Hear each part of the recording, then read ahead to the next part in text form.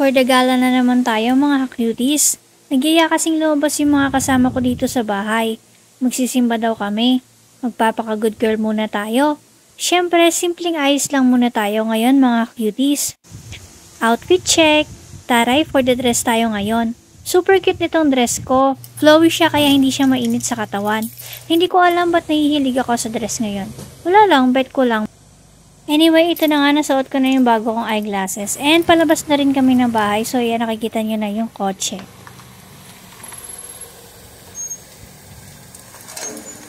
Dinala ko na nga rin pala yung mini fan ko na super liit niya. Pero napakalakas ng hangin. Parang ako, maliit. Pero malakas yung dating. Ay nako, mira na naman ang kayabangan ng ate ninyo. Ayan na nga, nasa biyahe na nga kami. At papunta na kami sa simbahan na pupuntahan namin. Sa Pink Sister nga pala sa Tagaytay yung una naming pupuntahan. Medyo malapit nga lang yun dito sa amin kaya mabilis lang yung biyahe.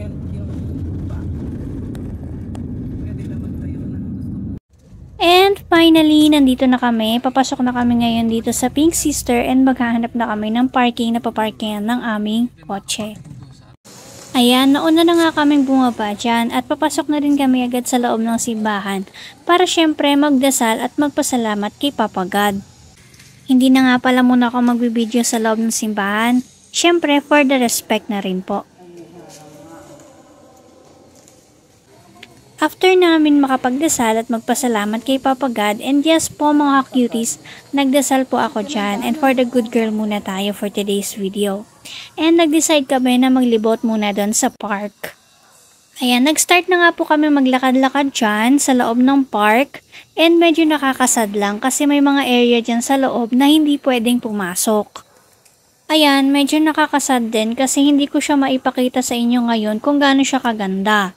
Nire-renovate po kasi siya at pinapaganda pa nila lalo. So, di bale sa susunod na punta namin, I'm sure maayos na to. Maitutur ko kayo ng maayos dito sa loob ng park.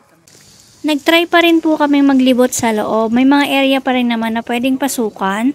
And may mga area talaga na naka-close kasi nire-renovate siya. Ayan nga po pala ang papa ko. Ayan, nandyan sa harapan ko. Nagtitingin-tingin din siya dyan. Pero yun nga, hindi nga pwedeng pumasok. Doon po kasi nakalagay sa dulo na yun, yung mga berhen na malalaki. So, ayan, naka-renovate kasi siya. Hindi natin siya makita for today. Kaya ito, umalis na lang kami kaagad at nasa biyahe na pala kami ulit ngayon. And syempre, may second destination daw kami pupuntahan na isa pang simbahan. So, hindi ko alam kung saan banda yun at hindi ko alam kung anong pangalan ng simbahan. Ito na nga po, nandito na kami sa isa pang simbahan. Pero yun nga, nakakasad din kasi sarado po siya. So, ito na lang yung nakita namin sa loob. Ayan, may mga tinda silang mga kakanin or anything na sweets. Hindi lahat sweets, basta ayan. Ayan yung mga tinda niya. So, ayan, meron silang ube halaya. Meron silang buko pie. Bukayo. Ayan, iba-iba yung mga tinda nila dyan sa loob. Siyempre, bumili din kami dyan. Hindi lang kami tumingin. Ayan, nakuha na nga namin yung order namin. And siyempre, pauwi na rin kami. Hindi ko alam kung pauwi na talaga kami o maghahanap pa sila ng pupuntahan nila. Hindi ko alam talaga. After nga no, naghanap kami ng makakainan kasi pare-pareho na nga kaming gutom. Kaya dito kami napadpad sa Sinauna, Manukan at Seafood Tagaytay. Yun nga, binasa ko lang yung nakasulat. Di ba? Dito na nga daw kami kakain. Ayan, pasensya na kayo sa ingay ha kasi nagsisigawan sila. Hindi ko rin alam kung bakit. May mga cute nga po pala na kubo dito at meron din silang kainan sa loob. Depende na lang sa inyo kung saan kayo banda pwesto. Dito na nga kami bumesto sa may kubo-kubo. Ayan, nagparking kami dyan sa mismong harap ng kubo para mas mabilis bumaba. At ito na nga, nagsisimula na po silang umorder ng kakainin namin. Ayan, grabe nakakalula yung presyo dito. Diyos ko, nakakaloka.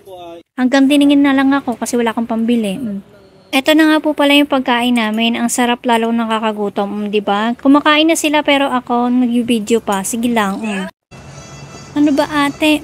Alam ko gutom ka na. Bakit hindi ka pa kumakain? Nag-video ka pa talaga. Alam ko maganda ka na. Huwag ka na magpakanda pa.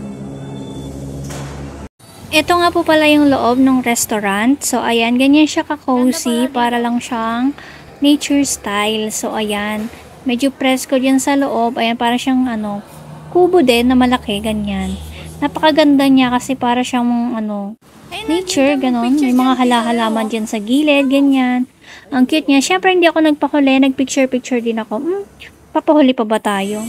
Pero din silang maliit na fish pond dito. Hindi ko alam kung may fish dyan. Basta yun na yun. Ayan, pagkatapos nga namin kumain, nag-decide silang pumunta sa Tagaytay Market para pumili daw ng ibang prutas, lemon at saka honey. Mas mura kasi yung mga ganon doon sa Tagaytay. Ayan na nga po, nag-start na kaming mamili dyan. Kaso hindi na ako masyadong mag-video dyan kasi public market po yan. Ayoko mawala ng cellphone. Share ko nga lang pala sa inyo tong honey na madalas namin binibili dito sa Tagaytay. Itong pure honey bee. Ayan, masarap yan at sweet. Parang ako, sweet sa'yo. Char! Ayan, tita, turo ka ng turo dyan.